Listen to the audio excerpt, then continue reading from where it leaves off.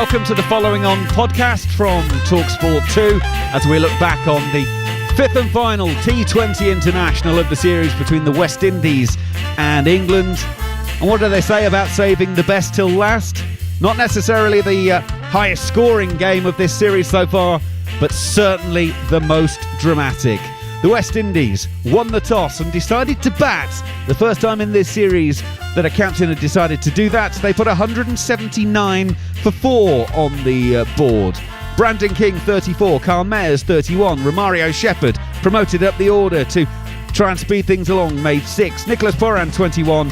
Kieron Pollard finished 41 not out from 25 balls. Rovman Powell 35 from 17 as the West Indies made 179 for 4, as I say. The 2 wickets to England spinners. Adil Rashid 2 for 17 from 4. Liam Livingstone 2 for 17 from 3. So 180 the target for England, 9 and over from their 20 overs, but they were bowled out for 162. James Vince top scoring with 55 from 35, 7 fours and 1 6 for him. Sam Billings 41 from 28, 1 4 and 2 6s for him. Tom Banton making 16, Moeen Ali 14. They were the only men able to make double figures. The wicket takers for the West Indies, well, Jason Holder 5 for 27 in 2 overs and 5 balls. Akil Hussain 4 for 30. Odin Smith 1 for 41, the other wicket taker. Jason Holder finishing the match with 4 wickets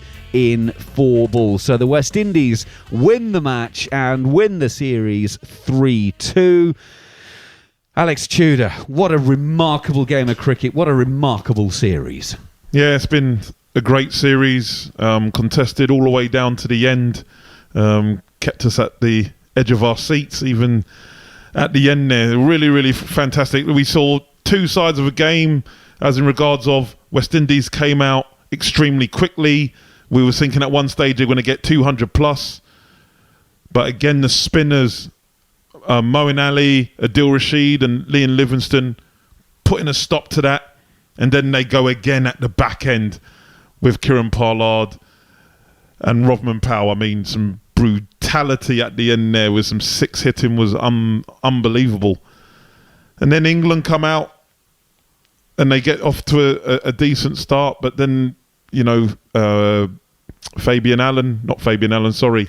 Akil Hassan comes on and puts a stop to that. 4 good wickets, bowled extremely well. Wicket was holding up. Sam Billings gave us a little bit of a life, and we felt that he was going to bat deep, but then at the end there, Jason Holder, leading wicket taker of the series. He's been absolutely brilliant. 5 for 27 tonight and finishing with 4 in 4. What a finish. A hat-trick. We've seen it all there on TalkSport 2, haven't we, Macca? Absolutely. Well, he becomes the 4th bowler in T20 internationals to take 4 in 4. Lateef Malinga, Rashid Khan and Curtis Camphor are the other 3. So Jason Holder joins them. Barry Wilkinson, our West Indian commentator, is joining us. Well, I'm just looking at the far side, down by the Players' Pavilion. It's named the Sir Garfield Sobers Pavilion, and Sir Garfield himself is just having a conversation with Jason Holder, and rightly so. Barry, what a performance from Jason Holder. This was a man that was made a reserve for the Cricket World Cup last year, only to get in the side because someone got injured. His performance the day before that they picked the team was 4 for 27 versus Pakistan, and they didn't think he was good enough to play in a World Cup for the Windies. Jason Holder is by far the best right now for the West Indies in terms of his all-round ability in the region. And it's just hard to understand and fathom at times why this man is not given more of an opportunity when called upon. Look, 5 today for 27. He got 3 the other night. I think he has a good person for a man of the series, because when you look at his performance, perhaps his batting didn't come on, but his bowling has been spot on. I said to you before a ball was bowled that this was the best 11 that the West Indies had, and I proved myself right, because I think if they stick to this team, they stick to this squad, Windies cricket can rise again in T20s. Well, Jason Holder's taken 15 in the series now. As you mentioned, he started with that 4 for 7 last Saturday, and he finishes up with a 5 for. Do you think that maybe will end the debate about Jason Holder's position in this team, or will that be something that will be forever discussed, do you reckon? It should. Once he's fit, once he's available, Jason Holder is one of the very few that can play in every format for the West Indies. Test, T20s and 50 over. It's about managing him now. Managing him, his workload, and not overworking him so he gives you his best when called upon in the situations that are demanding. You look at what the West Indies have engagements coming up. They've got 3 games in 350 over games in India, followed by 3 T20s. You don't have to play him all. I would perhaps rest him for those 350 overs and keep him with the 3 T20s, because you've got, of course, the Test series in March. So you don't want to tire him out, because he's going to be again a critical member for the West Indies in that Test series come March. And then the IPL, I expect him to get another big IPL contract. This performance here will definitely seal the deal with him getting a big IPL contract. Well, absolutely. The secret of life and everything is timing, isn't it? It's not a bad thing to do just before the IPL auction. Right, let's hear Moeen Ali speaking with Mark Butcher at the presentation. Yeah, I thought West Indies were the better team, particularly tonight, and overall I thought we didn't adapt that well to these conditions, but we played some good cricket and we obviously fell short, but it was a very good series. Third time in the series that you've shipped over 70 runs in the last 5 overs. You had control of the game through the middle period, as you've done in many occasions in the series so far, but at the end it slipped away from you again. Yeah, it is something obviously we're working on, but I actually thought today we didn't bowl too bad. They played some amazing shots towards the end, and Powell in particular was fantastic again.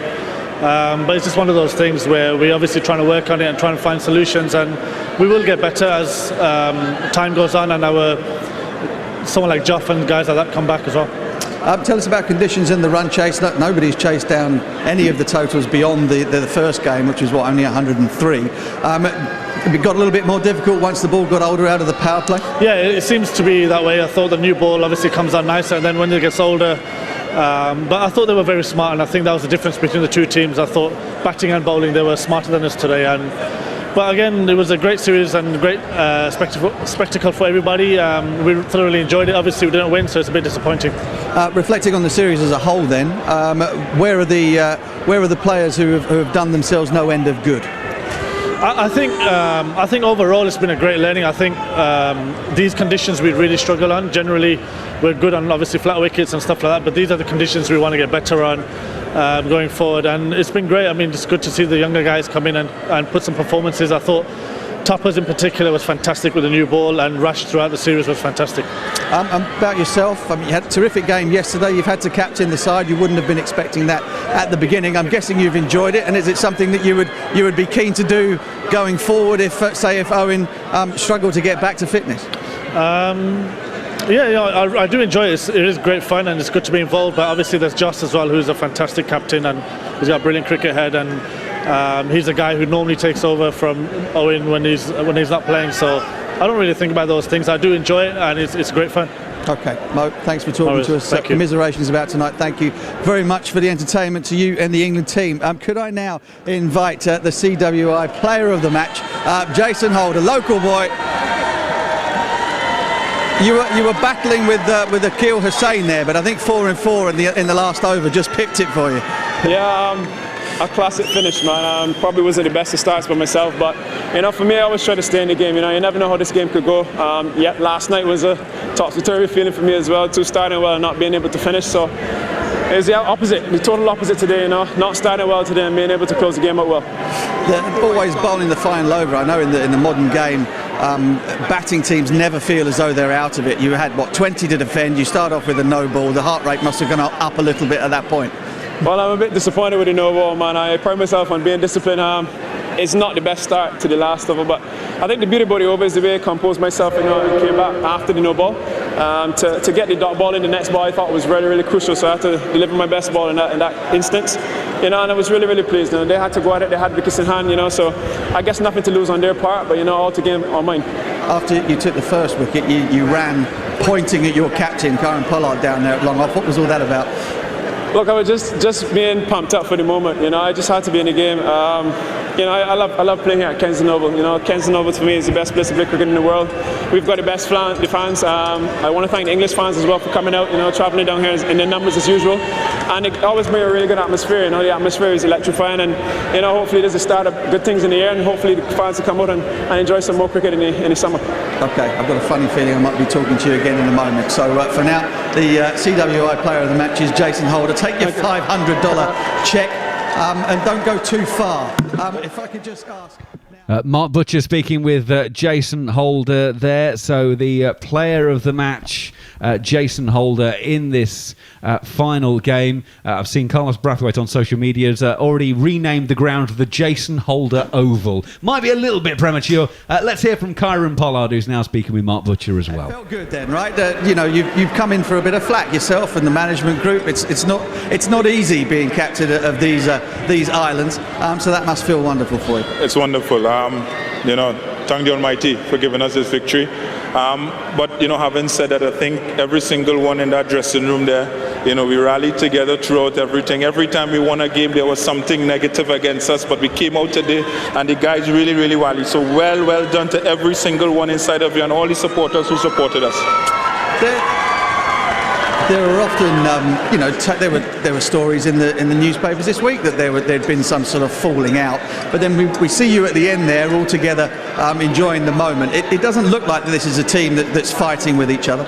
As we say before, empty vessels make the most noise. The guys have worked tirelessly, after coming from Jamaica. Our heads were down, and, we had conversations in the dressing room on how we want to play the cricket, and I thought the guys bounced back, pretty well. So, for us, we have to focus on what we need to focus on, and which is the cricket, and I think the guys are putting their head down, they're understanding what we want to do, what we want to achieve, as a team, and you saw the results tonight. Yes, it's one series, but, we have been on the losing end of a lot of series and a lot of games, and you have to take this one. So the guys need an opportunity to just free up themselves and enjoy themselves for a couple of days. Talk to us about this game specifically. Obviously, it's a winner-take-all knockout game.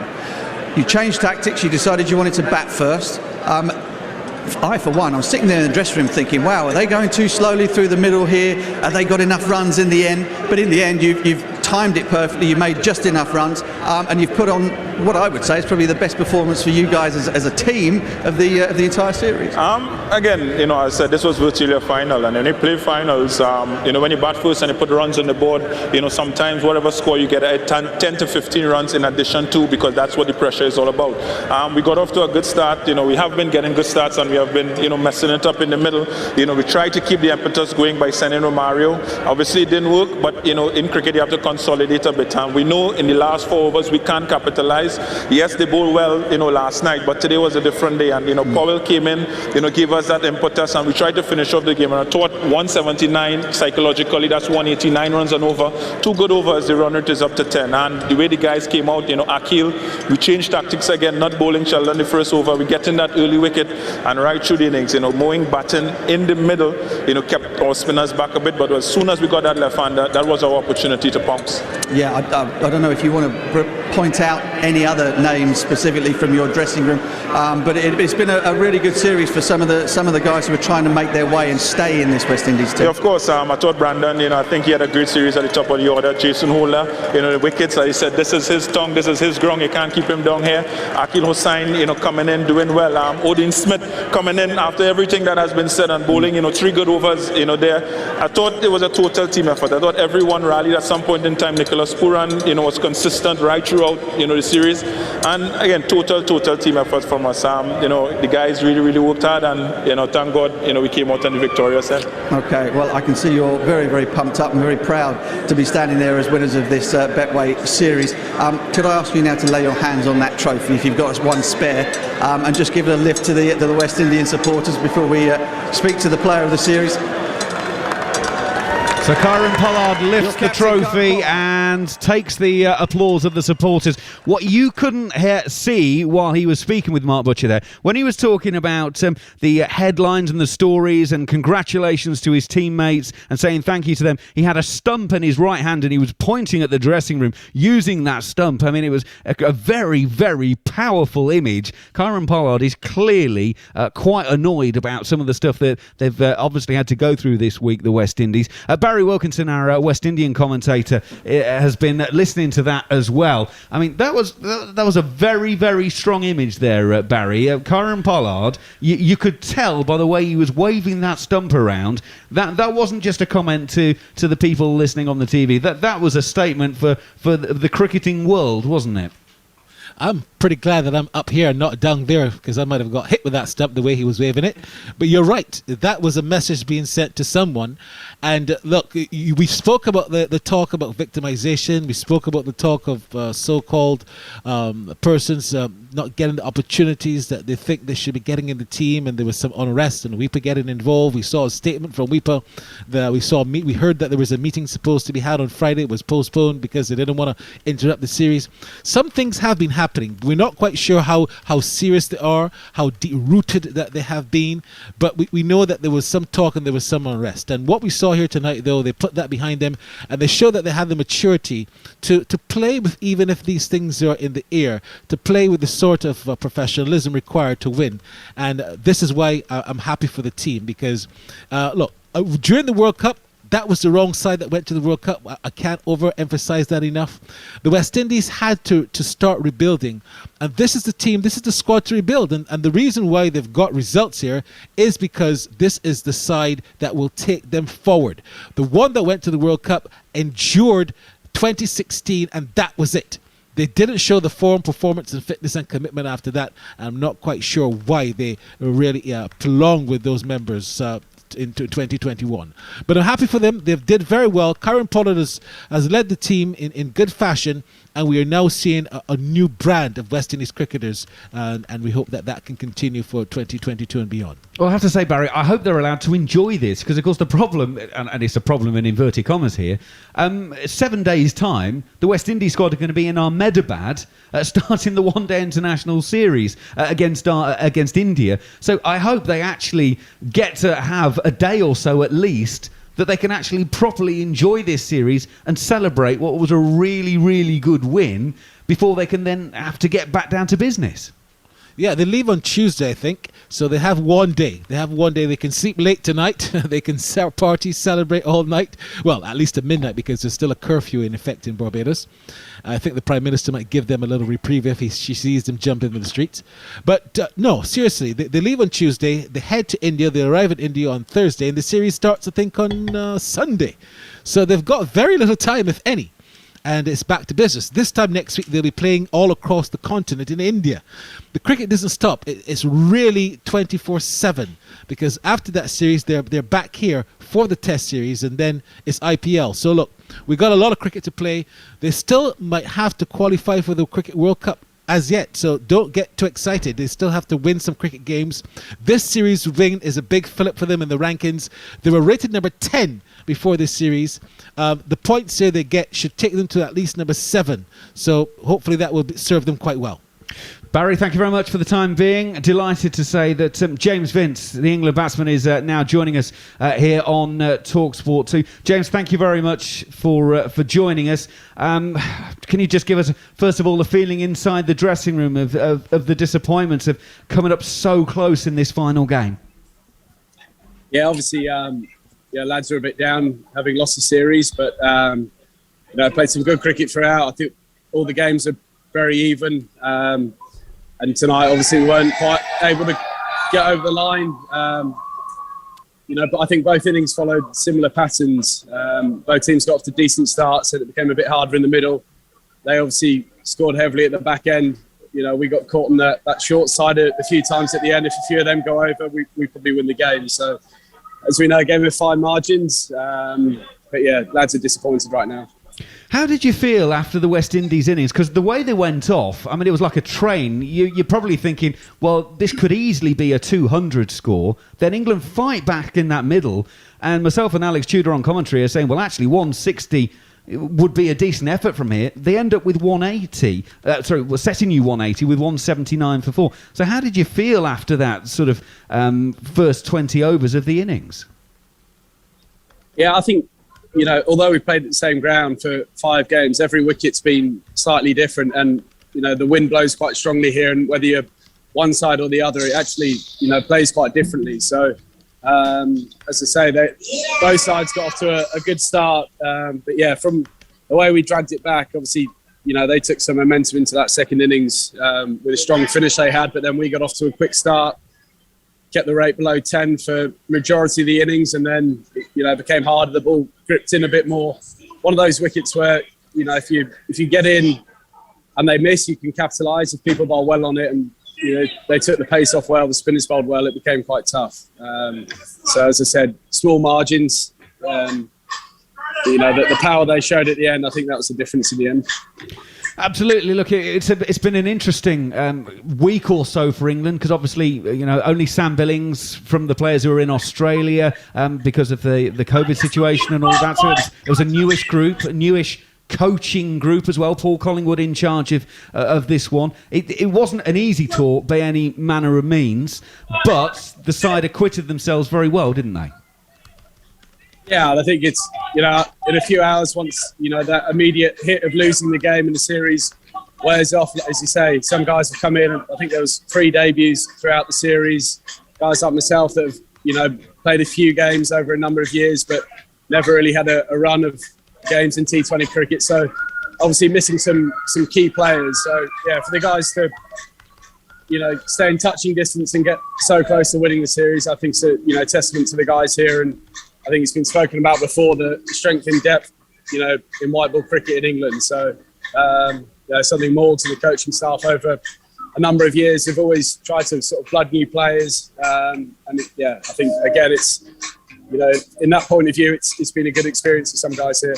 Obviously, 5 or 6 weeks' time, England go back to the Caribbean for the test matches, 3 test matches. We don't yet know what the squad will be. Maybe some changes from the group that went to Australia for the Ashes. Your name is obviously continually linked with test match squads.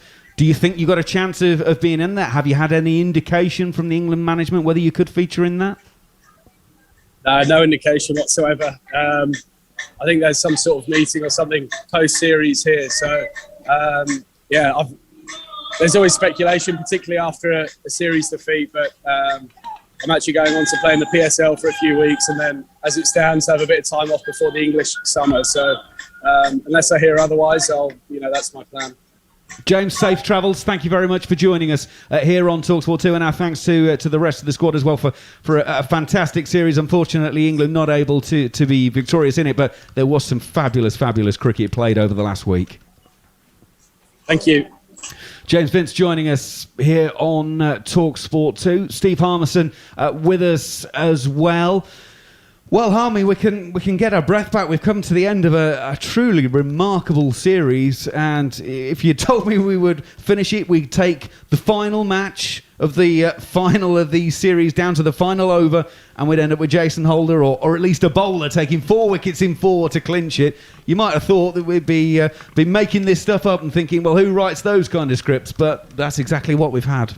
Yeah, it's been brilliant, Macca. It's been absolutely fantastic. It's been a joy to be out here witnessing what has been on offer. I think some of the players, they've done themselves some good. Some of the players have maybe they'll go away and have a think about where they need to go better and learn. I think it's been a great advert, again, like I said last night, for the game of T20. Anybody that wants to criticise, because we've had all in all, from a results point of view, we haven't had the greatest of winter when you look at red ball and white ball. But don't criticise this lot, really don't. This has been a wonderful series. This has been 2 teams who power, I think skill level and also composure at the right time has been ebb and flow. It's gone back and forward. I think it's been a fantastic advert for the game. Played in the right spirit, played in the right way. And I think England can come out of this with a whole heap of credit. Got to remember, we've got, and I don't really want to go on to the sort of any excuses whatsoever, because I think the West Indies have gone. It should all be about the West Indies. This really should. It should all be about how well they've played, how well they have performed. England have come over on a fact-finding mission. I think we found out quite a few things. Have Paul Collingwood, Marcus Trescothick, Anthony McGrath, who's got the team out here. Some positive, some negative. But I think all in all, what they have contributed is two teams going hard at each other in a fantastic series, which has gone down to the last over, because we've got to remember as well, I've just had a disagreement with Mark Butcher on man of the match. Butch wanted Akil Hussain. I said Jason Holder. I thought Akil Hussain bowled beautifully, but at the point of 19th over, the West Indies got 19 off the last over. 160 was the score, and England were 160, needing 20 to win. So for me, Jason Holder getting 4 wickets and 4 balls just shaded it. So I just thought it was a fantastic series. By the way, where are we on this one? Because I've seen the phrase on social media doing the rounds, double hat-trick. Now, for me, a hat-trick is 3 in 3. So a double hat-trick has got to be 6 in 6, hasn't it? I mean, you can't suddenly call 4 in 4 a double hat-trick because he's not done the same thing twice. I mean, Harmy, you've had a few wickets in your time. Would you be calling 4 in 4 a double hat-trick? I'm 4 in 4, Macca. 4s and 4s and 4s. What a great achievement that is. I'm not bothered whether anybody's calling it a double hat trick or not. I've got 4 wickets in 4. I don't think Jason Holder minds what you call it. It was a special achievement by. We've just heard him speak of a special individual, because not only is he a fantastic cricketer, he's a very, very good man. Somebody who speaks well in the game. And I think 3-4 hat tricks I had in my career. Never got 4 in 4. But yeah, look, you can say double hat trick, 4 and 4. You can say what you want. It was a special last over. Double hat trick is a phrase we use in Australia. It's the only cricket country I'm aware that uses it, and it doesn't make any sense, but we love it. Right, so it's wrong then if it's Australian. Okay, that's all I needed to know. Thank you. If I'd known that... Very good, Macca, very good. Well, there you go. If I'd known that, I wouldn't have gone down that particular wormhole. Right, there we go then. So James Vince has just told us, Harmy, that apparently there's a meeting probably taking place tomorrow with the England management with regard to a test match squad selection. Obviously, the England team come back out in 6 weeks or so's time. TalkSport 2 bringing you the exclusive commentary of that one. Could any of this squad be there? Could James Vince be making the trip back and not going to the PSL as he thinks at the moment? Quite possibly. You've done me a little bit there, Macca. I put my thinking cap on. I think you could pick 16, 17 names. Well, you could pick 13 names, I think, out of a hat to come along with the likes of Joe Root and 1 or 2 other senior players that have done well in Australia, and I think the rest might be looking over their shoulders. Anybody that's in here now, Sam Billings will probably come. I think that would be wrong just to move him out of the side after what he went through to get to Australia to make his international debut. Whether he plays or not, I think the jury's still out on that one with Ben Foakes. I don't think Josh Buttler going to be fit. That's going to be a question. My question is, what management is making these decisions? Because there'll be a lot of talk in the cricket world, especially from an English point of view, on who and how are we making these decisions. So I think there's a lot to be discussed in that meeting, and I don't think it'll go 2 hours, 3 hours like a normal selection meeting goes. I think this might be a huge turning point in English cricket, because I think they've got to have a look at what happened in Australia. They've got to evaluate on the whole setup and the whole remit of where we are in our cricket at the minute, because in red ball cricket we are at rock bottom, and we have got to come out and go forward, a little bit like what we've just seen from the West Indies. Yes, they got criticised, and rightly so. They were poor against Ireland, but as Karen Pollard just said, you stick with these guys, stick with the coach, stick with the message, and we'll go forward. There'll be a few bumps in the road. I think England are at that point now in the red ball game that what we do over the next week or so to get to that final 16, 17 man squad should be the turning point. It should be a base of going forward, and if we have a couple of bumps in the road, right, we're going to stick with these guys, and that is, for me, is what should be happening after the Ashes. Harmy, thank you very much. As always, the last week's been absolutely brilliant. Barry Wilkinson as well. And indeed, thank you to all the commentators and summarisers who've been with us for this series. I'll keep reminding you the Test Match series is coming your way in March as England head back to the West Indies for 3 Test matches. I can also tell you we are going to have the West Indies trip to India for those 3 one-day internationals and 3 T20s covered exclusively on TalkSport 2 as well. So plenty more cricket coming up. We know the West Indies will be getting on the plane in 48 hours' time for that series, so we'll have exclusive coverage of that series for you as well. But the West Indies have been victorious in the 5 T20 series against England. It went down to the final over of the final match. But the West Indies had a man, a very tall man, stand up and make a huge impact as the West Indies were victorious. It's a lowish full toss. Jordan gets it into the leg side. Does it have enough? No! Caught on the boundary. Hayden Walsh Jr., the 12th man, is on and takes the catch. Jordan goes for 7. It's 162 for 7. England need 18 from 4 balls. Holder in. Billings hits hard into the leg side. He's got plenty of that one. That is high, but not far enough. He's gone, and Hayden Walsh Jr. has taken 2 catches in 2 balls. And England are struggling now because it's 18 needed from 3. It's 162 for 8, and Billings goes for 41 from 28 balls, and Jason Holder is on a hat-trick, and there are 3 balls left of the innings. Here we go then, on the hat-trick. It goes in. What? Abdul Rashid is hitting out towards Hayden Walsh Jr., who's underneath it. He takes the catch. Catch taken, hat-trick for Jason Holder. 162 for 9. Rashid had to swing. He had to swing hard. He goes for a first ball. And that should be that for the West Indies, because it's 18 needed from 2 deliveries. Holder comes in, and Topley is bowled. First ball. The bail has come off. Topley doesn't understand what's happened. Holder's got 4 in 4, and the game is over. There's still some confusion as to what's going on, but Jason Holder's delivered the ball, and the bail has come off, and that's out. What an incredible end to a game of cricket.